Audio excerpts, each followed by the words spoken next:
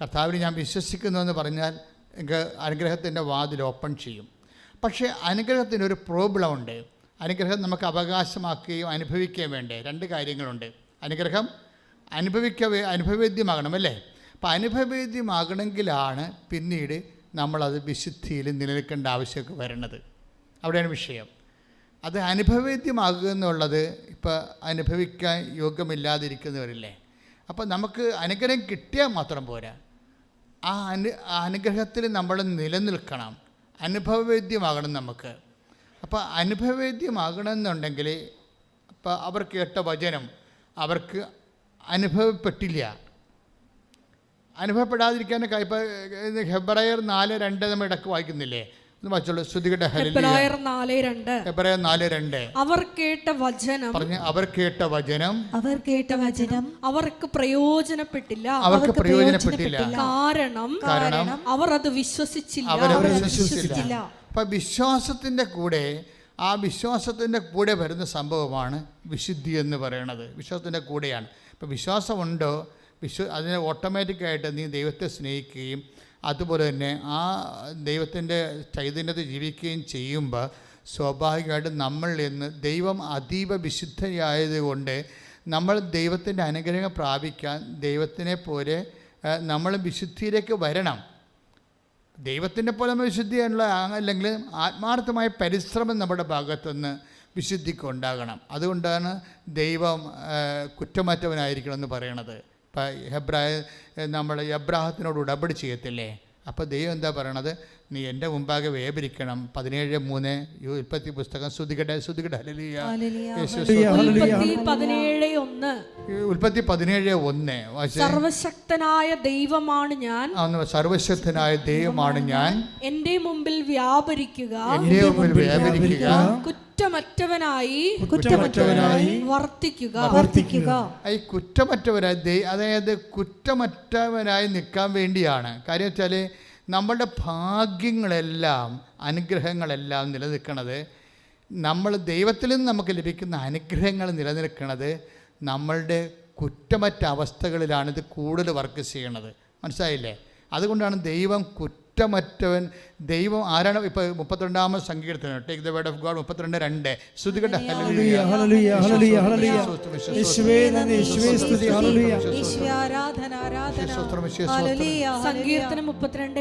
സങ്കീർത്തനം 32:2 കർത്താവ് കുറ്റം ചുമത്താത്തവനും, കർത്താവ് കുറ്റം ചുമത്താത്തവനും, ഹൃദയത്തിൽ വഞ്ചനയില്ലാത്തവനും ഭാഗ്യവാൻ. അത് ഭാഗ്യവാൻ എന്ന് വെച്ച് കഴിഞ്ഞാൽ ഇപ്പം അമ്മ തന്നെ പറയും, എല്ലാ തലമുറകളും എന്നെ ഭാഗ്യവതി എന്ന് കീർത്തിക്കും. എന്താ കാരണം? കർത്താവ് കുറ്റം ചുമത്താൻ പറ്റാത്ത അമ്മയുടെ ആത്മീയ കരുത്തെന്ന് പറയുന്നത് അതാണ്. എന്താണ്? Take the word of God, എല്ലാ തലമുറകളും എന്നെ ഭാഗ്യവതി എന്ന് കീർത്തിക്കും. സ്തുതിക്കട്ടെ ഹല്ലേലൂയ. സ്തുതിക്കട്ടെ ഹല്ലേലൂയ. സകല തലമുറകളും. ലൂക്ക 1:48 അവിടുന്ന് തന്റെ ദാസിയുടെ താഴ്മയെ കടാക്ഷിച്ചു. ഇപ്പോൾ മുതൽ സകല തലമുറകളും എന്നെ ഭാഗ്യവതി എന്ന് പ്രകീർത്തിക്കും. നമ്മൾ ക്രിസ്തുവിലെ ആയിരിക്കുമ്പോൾ പുതിയ സൃഷ്ടിയായിരിക്കുകയാണ്. ഈ പുതിയ സൃഷ്ടിയാണ്, take the word of God, ക്രിസ്തുവിലായിരിക്കുന്ന പുതിയ സൃഷ്ടിയാണ്. സ്തുതിക്കട്ടെ ഹല്ലേലൂയ. 1 കൊരിന്തോസ് 5:17 വായിച്ചോളൂ. ക്രിസ്തുവിൽ ആയിരിക്കുന്നവൻ പുതിയ സൃഷ്ടിയാണ്, പഴയത് കടന്നുപോയി, ഇതാ പുതിയത് വന്നു കഴിഞ്ഞു. അപ്പം ക്രിസ്തുവിലായിരിക്കുന്ന ആൾക്കാരാണ് പുതിയ സൃഷ്ടിയാണ്. അവരുടെ അവകാശം ഓഹരിയും എന്താണ്? അവരെ സകല തലമുറകളും ഭാഗ്യവതി എന്ന്. അമ്മ മാത്രമല്ല, ആരെല്ലാം ക്രിസ്തുവിലായിരിക്കുന്നുവോ, ആരെല്ലാം ക്രിസ്തുവിൻ്റെ വചനത്തിന് അനുപേക്ഷമായി ജീവിക്കുന്നുവോ, അവരെ എല്ലാം ദൈവം സകല തലമുറകളും ഭാഗ്യവതി ഭാഗ്യവാൻ എന്ന് പ്രകീർത്തിക്കും. കൈയടിച്ച് അതിൻ്റെ കൂടെ ചേർത്ത് വായിക്കേണ്ടതാണ് ഈ അമ്മയുടെ ഭാഗ്യം തലമുറകൾ തോറും നിത്യത വരെ അമ്മ ഭാഗ്യവതിയാണ്. ഈ അമ്മ പറയുന്ന ഒരു സ്പിരിച്വാലിറ്റി ഉണ്ട്. എന്താണ് അമ്മ പറയുന്ന സ്പിരിച്വാലിറ്റി? ആത്മാവിൽ ദാരിദ്ര്യമുള്ളവരെ ഭാഗ്യവാന്മാർ. എന്തുകൊണ്ടെന്നാൽ ദൈവരാജ്യം അവിടേതാകുന്നു. മലയിലെ പ്രസംഗമാണ് സംഭവം. പക്ഷേ ഈ മലയിലെ പ്രസംഗത്തിൻ്റെ വചനം മാംസം ധരിച്ച രൂപമാണ് പരിശുദ്ധ അമ്മ. മലയിലെ പ്രസംഗമാണ് 5:3 വരണത് അല്ലേ? എന്താ പറയണത്? ഈശോ പറഞ്ഞ ആദ്യം ആത്മാവിൽ പറഞ്ഞ് ആത്മാവിൽ ദാരിദ്ര്യമുള്ളവർ ഭാഗ്യവാന്മാർ. അപ്പം ശരീരത്തിൻ്റെ സമ്പത്ത് എന്താ നമുക്കറിയാം. പൊന്ന് അല്ലേ, പറമ്പ് എല്ലാം ശരീരത്തിൻ്റെ സമ്പത്താണ്. ആത്മാവിൻ്റെ സമ്പത്ത് എന്താണ്? ദൈവമാണ് ആത്മാവിൻ്റെ സമ്പത്ത്. ദൈവമാണ് എനിക്കില്ലല്ലോ, ദൈവം എനിക്കില്ലല്ലോ എന്ന് എന്തെല്ലാം കിട്ടിയാലും നേടിയാലും, ജോലി കിട്ടിയാലും, അതുപോലെ തന്നെ നീ വിചാരിക്കുന്ന എല്ലാം നടന്നാലും, പക്ഷേ ദൈവത്തിനെക്കുറിച്ച് നിനക്ക് ദൈവമില്ലല്ലോ. ദൈവമാണ് ഏറ്റവും വലുത്, എൻ്റെ ജോലിയേക്കാൾ വലുത്, എൻ്റെ വീടിനേക്കാൾ വലുത്, അതുപോലെ എൻ്റെ ജീവിത സാഹചര്യങ്ങളെക്കാൾ വലുത് ദൈവമാണെന്ന് തോന്നുമ്പോഴാണ് ഈ ആത്മാവിൽ ദാരിദ്ര്യം ഉണ്ടാകുന്നത്. മനസ്സിലായ? നമ്മളെ സംബന്ധിച്ചിടത്തോളം നമ്മുടെ ശരീരത്തിൻ്റെ ദാരിദ്ര്യം മാറ്റാനാണ് ദൈവത്തിൽ നമ്മൾ, അത് അറിവില്ലായ്മ കൊണ്ട് തന്നെയാണ്. ശരീരത്തിൻ്റെ ദാരിദ്ര്യം, വീട്, ജോലി, വിവാഹം, ഇങ്ങനെയുള്ള കാര്യങ്ങൾക്കാണ് നമ്മൾ ഉടമ്പടി ചെയ്യണത്. പക്ഷേ ഈ വിഷയത്തിൽ എപ്പോഴും നമ്മൾ ശ്രദ്ധിക്കേണ്ടത് ദൈവത്തിൻ്റെ ഈ ഈശോ അമ്മയെ സകല തലമുറകളും ഭാഗ്യവതിനെ കീർത്തിക്കുമ്പോൾ അത് തന്നെയാണ് ക്രിസ്തു പറയണത്. എങ്ങനെയാണ്? അമ്മയെ മാത്രമല്ല, ആരെല്ലാം ക്രിസ്തുവിനെ സ്വീകരിക്കുന്നുവോ അവരെല്ലാം തലമുറകൾ തോറും അവർ ഭാഗ്യവതിയാകും. അതായത് ജന്മജന്മാന്തരങ്ങളും ഈ ജന്മത്തിൻ്റെ അപ്പുറത്തേക്കും നമ്മൾ ദൈവം ഭാഗ്യവാൻ. കാര്യം ദൈവം ഭാഗ്യവാൻ എന്ന് വിളിക്കുന്നവനാണല്ലോ ഭാഗ്യവാൻ. അതല്ലേ നമ്മൾ 32-ാം സങ്കീർത്തനം 2 കണ്ടത്. ദൈവം ഭാഗ്യവാൻ എന്ന് വിളിക്കുന്നവനാണ് ഭാഗ്യവാൻ. ദൈവം കുറ്റം ആരോപിക്കാത്തവനാണ് ഭാഗ്യവാൻ. ദൈവം കുറ്റം ആരോപിക്കാതിരിക്കുമ്പോഴേ നമുക്കറിയാമല്ലോ. എപ്പോഴും നമ്മൾ ശ്രദ്ധിക്കേണ്ടത് ഉടമ്പടി പ്രൊമോട്ട് ചെയ്യുന്നത് ഒരു പക്ക മരിയൻ സ്പിരിച്വാലിറ്റിയാണ്.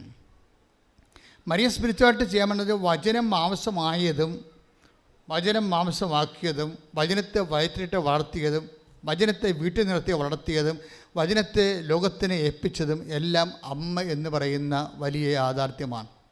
അതുകൊണ്ട് അമ്മയുടെ സ്പിരിച്വാലിറ്റി, യേശുവിനെ സ്വീകരിക്കാനുള്ള ഒരു ആധ്യാത്മികതയുണ്ട്. യേശുവിനെ വയറ്റിലിട്ട് വളർത്താൻ അതിനുള്ള പേയ്മെൻ്റ് എല്ലാം കൊടുത്താണ് അമ്മ. നമ്മൾ ഔഷധപിതാവ് സ്വന്തം ഭർത്താവ് വരെ ഉപേക്ഷിക്കുമെന്ന് കണ്ടപ്പോഴും ആ പേയ്മെൻറ്റ് കൊടുക്കുന്നതിൽ യാതൊരുവിധ കോംപ്രമൈസും അമ്മ ചെയ്തില്ല. വീട്ടിൽ കുറച്ച് അസ്വസ്ഥതയൊക്കെ ഉണ്ടായ സമയത്ത് അമ്മ അവിടുന്ന് എലിസബത്തിനെ ശുശ്രൂഷിക്കാൻ പോയി. എന്നാൽ എല്ലാ കാര്യങ്ങളും പ്രാർത്ഥനയിലായാലും ചില സമയത്ത് വചനത്തിൻ്റെ കൂടെ സ്വീകരിക്കുമ്പോൾ ഒറ്റക്ക് നടക്കേണ്ടി വരുമെന്നാണ് അമ്മ നമുക്ക് തരുന്നൊരു പാഠം. എലിസബത്തിനെ സ്വീകരിക്കാൻ പോയത് ബന്ധുക്കളെ സ്വന്തപ്പെട്ടവരല്ല, ഒറ്റക്കാണ് പോയത്. ക്രിസ്തുവിനെ സ്വീകരിക്കുന്നവർ ഇന്നല്ലെങ്കിൽ നാളെ അവർ ഏതെങ്കിലും സമയത്ത് ഒറ്റക്ക് നടക്കേണ്ടി വരും. അവരുടെ വിശ്വാസം, അവരുടെ ജീവിതം മറ്റുള്ളവർക്ക്, നിങ്ങളുടെ ആൻറ്റിമാർക്കോ അങ്ങളമാർക്കോ അയൽവാസികൾക്കോ മനസ്സിലാകണമെന്നില്ല. മറ്റുള്ളവരുടെ എല്ലാവരുടെയും സർട്ടിഫിക്കറ്റ് വാങ്ങിച്ചുകൊണ്ട് you cannot leave in as A Christian. നിങ്ങൾക്ക് മറ്റുള്ളവരുടെ സർട്ടിഫിക്കറ്റ് അംഗീകാരം വാങ്ങിച്ചുകൊണ്ട് നിങ്ങൾക്കൊരു ക്രിസ്ത്യാനിയായിട്ട് തുടരാൻ പറ്റത്തില്ല. സോ അതുകൊണ്ട് തന്നെ ക്രിസ്തുവിനെ സ്വീകരിക്കാൻ ഉദ്ദേശിക്കുന്നുണ്ടെങ്കിൽ, വിശ്വാസത്തോടെ സ്വീകരിക്കാൻ ഉദ്ദേശിക്കുന്നുണ്ടെങ്കിൽ ഇങ്ങനെയുള്ള കാഷ്വാലിറ്റിയിലും ഉണ്ടാകും. ചില സമയത്ത് നമ്മൾ ഒറ്റപ്പെടും അമ്മയെപ്പോലെ. അപ്പോഴും ഏത് സമയത്തും നീ തയ്യാറായിരിക്കണം. എന്തിന് തയ്യാറായിരിക്കണം? ഹൃദയത്തെ സംഗ്രഹിക്കാൻ. ഹൃദയത്തെ സംഗ്രഹിക്കുക. ഞാൻ എന്നും അമ്മയുടെ മുമ്പിൽ നിൽക്കുമ്പോൾ എൻ്റെ മനസ്സിൽ വന്നിരിക്കുന്ന മുഴുവനും ഹൃദയത്തെ സംഗ്രഹിക്കണം. അതാണ് ഏറ്റവും എൻ്റെ ജീവിതത്തിൽ സ്വാധീനിച്ചിട്ടുള്ള ഒരു മരിയൻ വേർഡിലെ ഒത്തിരി വചനങ്ങൾ എന്നെ വല്ലാതെ സ്വാധീനിച്ചിട്ടുണ്ട്. പക്ഷേ ഏറ്റവും കൂടുതൽ സ്വാധീനിച്ച വചനം വേർഡും വചനത്തിൻ്റെ മരിയൻ വേർഡെന്ന് പറയുന്നത് ഹൃദയത്തെ സംഗ്രഹിക്കുകയാണ്. ഈ നമ്മുടെ ആത്മക്കരുത്ത് നമ്മൾ പ്രാപിക്കുന്നത് ഹൃദയത്തെ സംഗ്രഹിച്ചാണ്. എന്താണ് ഹൃദയത്തെ സംഗ്രഹിക്കണമെന്ന് പറയണമെന്ന് വെച്ച് കഴിഞ്ഞാൽ, ഇൻ കേസ് നമ്മുടെ ജീവിതത്തിൽ ചില ഷിഫ്റ്റിങ് നടക്കണം വിചാരിച്ചോ. നമ്മുടെ ജീവിതത്തിൽ ഇപ്പം നിങ്ങൾ ഉടമ്പടി എടുത്തവരാണ്. നിങ്ങളുടെ ഇപ്പോൾ ഏജൻ്റ് ഒരു ഡേറ്റ് പറയും. ഏജൻറ്റുമാർ ഡേറ്റ് പറഞ്ഞപ്പോൾ നിങ്ങളുടെ പ്രഷറും ഏജൻറ്റ് പറഞ്ഞ ഡേറ്റും തമ്മിൽ അല്ലേ കണക്റ്റഡ് ആയിരിക്കണത്. ഏജൻറ്റ് പറഞ്ഞ ഡേറ്റിന് സംഭവം നടക്കാതെ വരുമ്പോൾ നിങ്ങൾക്ക് പ്രഷർ കൂടും, അതില്ലേ? അപ്പോൾ നിങ്ങളോട് പച്ചത്തിരി തിരി കത്തിച്ച് പ്രാർത്ഥിച്ചിട്ട് പിന്നെയും പ്രഷറിൽ പ്രാർത്ഥിക്കും. ഇത് മുഴുവനായിട്ട് നിങ്ങൾ ക്രിസ്തുവിന് വിട്ടുകൊടുക്കണം. മനസ്സിലായോ? ആരുടെയും വാക്കിൽ അമിതമായി വിശ്വസിച്ചിട്ട് ഒരു കഥയുമില്ല. ദൈവത്തിൻ്റെ വാക്കിൽ മാത്രമേ നമുക്ക് അമിതമായി വിശ്വസിക്കാൻ പറ്റത്തുള്ളൂ. മറ്റുള്ള വാക്കിൽ. അതുകൊണ്ട് ആദ്യമേ തന്നെ കുറച്ച് ഇളച്ച് കൂട്ടുന്നതായിരിക്കും എപ്പോഴും നല്ലത്. ആദ്യമേ തന്നെ ഇളച്ച് കൂട്ടണം. എന്ന് വെച്ച് കഴിഞ്ഞാൽ കർത്താവിനെ നമ്മൾ എപ്പോഴും നമ്മൾ ശ്രദ്ധിക്കേണ്ടത്, പ്രഷർ കുറയ്ക്കണമെങ്കിൽ മറ്റുള്ളവരുടെ ഡേറ്റുകൾ അവർ പറയുന്ന അഷ്വറൻസിൽ ഓവറായിട്ട് നമ്മൾ ആശ്രയം വെക്കരുത്. അത് ചിലപ്പോൾ നടക്കാം. ചിലപ്പോൾ കടക്കാർ 10 ലക്ഷം രൂപ അല്ലെങ്കിൽ 5 ലക്ഷം രൂപ നിനക്ക് ഇന്ന ദിവസം തരാമെന്ന് പറഞ്ഞു. നീ അത് തരുമോ? തന്നില്ലേ എന്ത് ചെയ്യും? അങ്ങനെയൊക്കെ ഇരുന്ന് ചിലപ്പോൾ തന്നില്ലെന്ന് വരും, ചിലപ്പോൾ തരും. പക്ഷേ ഇതിൻ്റെ അകത്തെല്ലാം നിൻ്റെ ഒരിക്കലും ആലോചനകളും എപ്പോഴും നിൻ്റെ ധാരണകളും അതുപോലെ തന്നെ നിൻ്റെ സ്വസ്ഥതകളുമെല്ലാം മനുഷ്യന്മാരുടെ വാക്കിൽ ഇങ്ങനെ വിശ്വസിച്ചു കൊണ്ടാണ്. ഇത് റീഫോർമാറ്റ് ചെയ്യേണ്ടി വരും. പ്രാർത്ഥിക്കുക, കർത്താവ് ദൈവമേ, എൻ്റെ ഒരു ആശ്വാസവും മനുഷ്യന്മാരുടെ വാക്കിലെ വിശ്വസിക്കാതിരിക്കാനും നിന്നിൽ ആശ്രയിക്കാനും എന്നെ അഭിഷേകം ചെയ്യണമേ.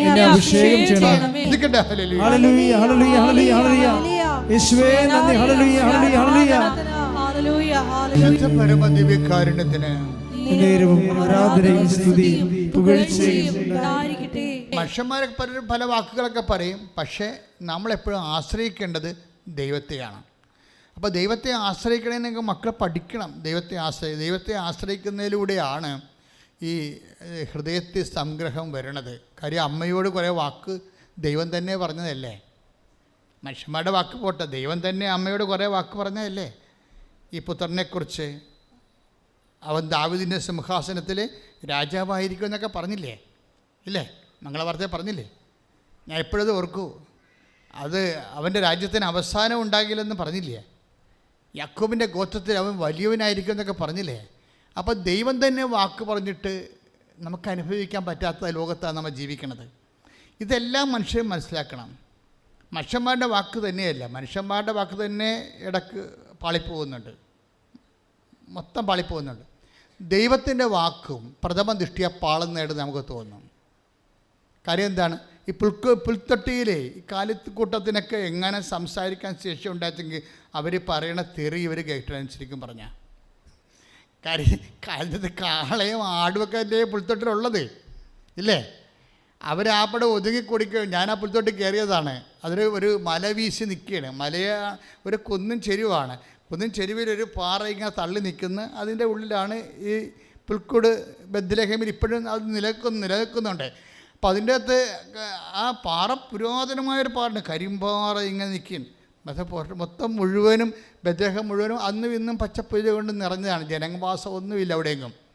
അപ്പോഴേ എന്താ സംഭവിച്ചു കഴിഞ്ഞാൽ അതിൻ്റെ അകത്താണെങ്കിലും ഈ ആട് പശു ഒക്കെ എല്ലാം നമ്മൾ നിൽക്കുന്നുണ്ടെങ്കിലും അവരുടെ ഈ മഞ്ഞിൻ്റെ രാത്രിയിൽ അവരുടെ ഉള്ളിലോട്ട് വേറെ രണ്ട് മനുഷ്യർ കയറുമ്പോൾ സ്വാഭാവികമായിട്ട് അവർക്ക് നീരസം തോന്നും.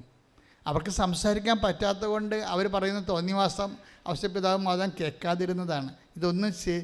ഇതൊന്നും സിമ്പിളല്ലെന്ന് മനസ്സിലാക്കിയാൽ മതി. വിഷയം ജീവിതമൊന്നും അത്ര സിമ്പിളല്ല. അപ്പോൾ ഇങ്ങനെയുള്ളൊരു സമയത്താണ് ഇടയന്മാർ ഒരു പ്രാകൃതരായ മനുഷ്യർ കയറി വരണത്. പ്രാകൃതരായ മനുഷ്യരെ കണ്ടിട്ട് പോലുമില്ല, ഒരു പരിചയവുമില്ല.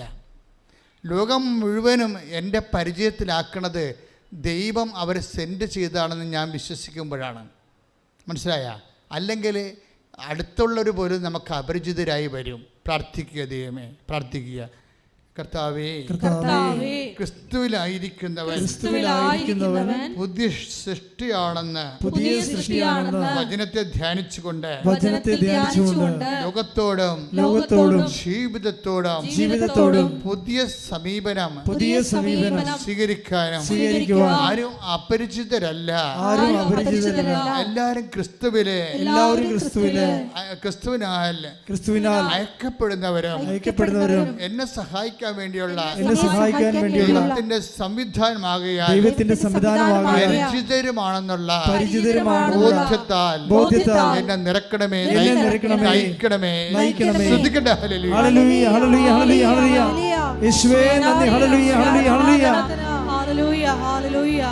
അപ്പൊ ക്രിസ്തുവിലായിരിക്കുന്നവൻ പുതിയ സൃഷ്ടിയാണെന്നുള്ള വചനത്തിന് അന്വേഷണമായിട്ടാണ് ആരും അപരിചിതരല്ല എന്ന വചനത്തിലേക്ക് വരുന്നത്. മാതാവിനെ സംബന്ധിച്ചിടത്തോളം ആരും അപരിചിതരല്ല, ബന്ധുക്കളല്ല, സ്വന്തപ്പെട്ടവരുടെ സഹോദരങ്ങളല്ല. പക്ഷേ അടുത്ത് ഇപ്പോഴ് ഈ പ്രസവ രാത്രിയിൽ കണ്ടുമുട്ടുന്ന വ്യക്തികൾ ജീവിതത്തിൽ ഒരിക്കലും കണ്ടുമുട്ടാത്ത വ്യക്തികളാണ്. പക്ഷേ അവരെ ദൈവം സെൻഡ് ചെയ്തിരിക്കുകയാണ്, അവർ ദൈവം അയച്ചിരിക്കുകയാണ്. അവർ പറയുന്ന വാക്കുകൾ അതാണ്. നമ്മളോട് പറയപ്പെട്ടതുപോലെ തന്നെയാണ് പുൽത്തൊട്ടി കാണപ്പെടുന്നത്. എന്താണ്? പിളക്കച്ചയിൽ പൊതിഞ്ഞ് പുൽത്തൊട്ടി കിടത്തിയിരിക്കുന്ന ശിശു, ഇവനാണ് രക്ഷകനെന്നാണ്.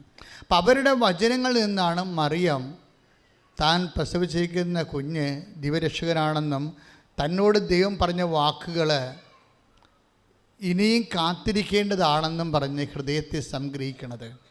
തന്നോട് പറഞ്ഞത് എന്താണ്? Take the word of God. യാക്കോബിന്റെ ഗോത്രത്തിൽ അവൻ എന്നേക്കും വലിയവനായിരിക്കും. ശ്രദ്ധിക്കട്ടെ.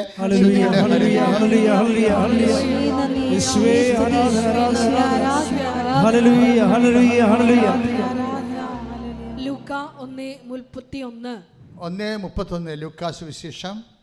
നീ ഗർഭം ധരിച്ച ഒരു പുത്രനെ പ്രസവിക്കും. നീ ഗർഭം ധരിച്ച് ഒരു പുത്രനെ പ്രസവിക്കും. നീ അവന് യേശു എന്ന് പേരിടണം. അവൻ വലിയവനായിരിക്കും. അത്യുന്നതന്റെ പുത്രൻ എന്ന് വിളിക്കപ്പെടും. അവന്റെ പിതാവായ ദാവീദിന്റെ സിംഹാസനം ദൈവമായ കർത്താവ് അവന് കൊടുക്കും. യാക്കോബിന്റെ ഭവനത്തിന്മേൽ അവൻ എന്നേക്കും ഭരണം നടത്തും. അവന്റെ രാജ്യത്തിന് അവസാനം ഉണ്ടാകുകയില്ല. മറിയം എന്താണ് ഹൃദയത്തിൽ സംഗ്രഹിച്ചത്? മറിയം ഹൃദയത്തിൽ സംഗ്രഹിച്ചത് എന്താണെന്ന് വെച്ച് കഴിഞ്ഞാൽ, ഈ അട്ടടയന്മാർ പോയപ്പോൾ മറിയമാകട്ടെ ഇവയെല്ലാം ഹൃദയത്തിൽ സംഗ്രഹിച്ചു. എന്താണ്? കർത്താവിൻ്റെ വചനം, യാക്കോബിൻ്റെ ഗോത്രത്തിൽ അവൻ വലിയവനായിരിക്കും, ദാവീദിൻ്റെ സിംഹാസനം അവിടത്തേക്ക് നൽകുമെന്നാണ് പറഞ്ഞതെങ്കിലും ആ വാക്ക് ഇപ്പം നിറവേറണില്ല. അതിന് ഘടകവിരുദ്ധമായിട്ട് ചുമ്മാ ഒരു വഴിയരികിൽ പ്രസവിച്ച് കിടക്കേണ്ട അവസ്ഥയാണ്. വചനവും അതിൻ്റെ പ്രയോഗവും തമ്മിൽ നിറവേറണില്ല. കണ്ടില്ലേ? നിറവേറണില്ലല്ലോ. അപ്പം നിറവേറാത്ത സമയങ്ങൾ വരും. അപ്പം നിറവേറാത്ത സമയങ്ങൾ വരുമ്പോൾ നമ്മൾ കേട്ടതും നമ്മൾ പഠിച്ചതും നമ്മുടെ അനുഭവവും തമ്മിൽ നല്ല ശരിക്കും വാളും പരിചയം പോലെ നിൽക്കും. എന്ന് വെച്ച് കഴിഞ്ഞാൽ എപ്പോഴും കോൺട്രഡിക്ഷൻ ഉണ്ടാകും. ക്രിസ്തുവിനെ സ്വീകരിക്കുന്നവന് ഈ വിശ്വാസത്തിൻ്റെ കോൺട്രഡിക്ഷൻ അഭിമുഖീകരിക്കാതെ മുന്നോട്ട് പോകാൻ പറ്റത്തില്ല. അതുകൊണ്ടാണ് ശിമയോൻ പറയണത്, he will be a sign of contradiction. അതായത് അവൻ തർക്കത്തിൻ്റെ അടയാളമായിരിക്കുന്ന take the word of God. ശ്രദ്ധിക്കട്ടെ.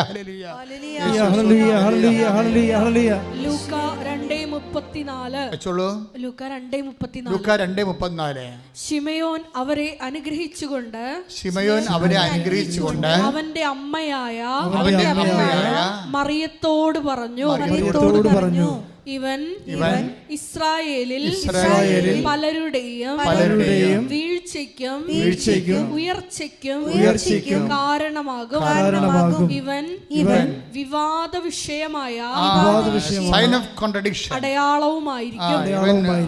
വിഷയമായ അടയാളമായിരിക്കും. എപ്പോഴും ക്രിസ്തുവിലായിരിക്കുന്നവൻ പുതിയ സൃഷ്ടിയായിരിക്കുമ്പോൾ ആ പഴയ സൃഷ്ടിയിൽ നിന്ന് പുതിയ സൃഷ്ടിയിലേക്ക് മാറുന്ന ട്രാൻസിഷൻ പീരീഡിലാണ് ഈ എപ്പോഴും വിവാദങ്ങൾ ഉണ്ടാകുന്നത്. എന്താണ് വിവാദമെന്ന് ചോദിച്ചു കഴിഞ്ഞാൽ, ദൈവത്തിൻ്റെ വചനം പ്രഥമ ദൃഷ്ടിയ ദൈവത്തിൻ്റെ വചനം തരുന്ന അഷുറൻസ് നമുക്ക് വർത്തമാനകാലത്ത് ചില സമയത്ത് അനുഭവിക്കാതെ വരും. കാര്യം അവൻ വലിയവനായിരിക്കും എന്നല്ലേ പറയണത്.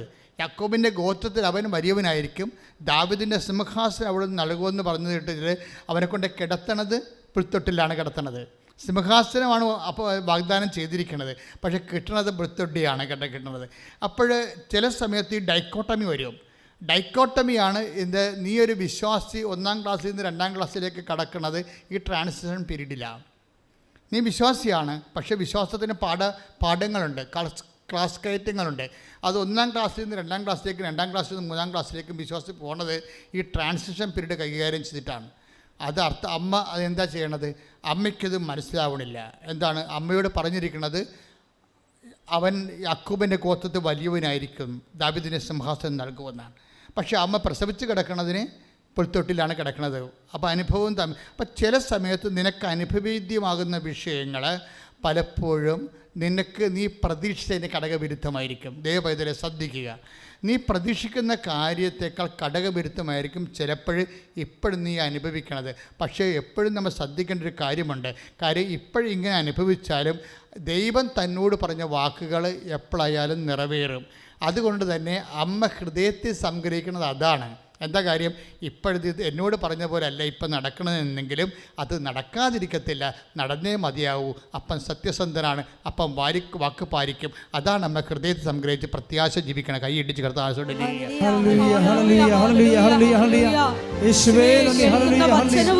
അനുഭവവും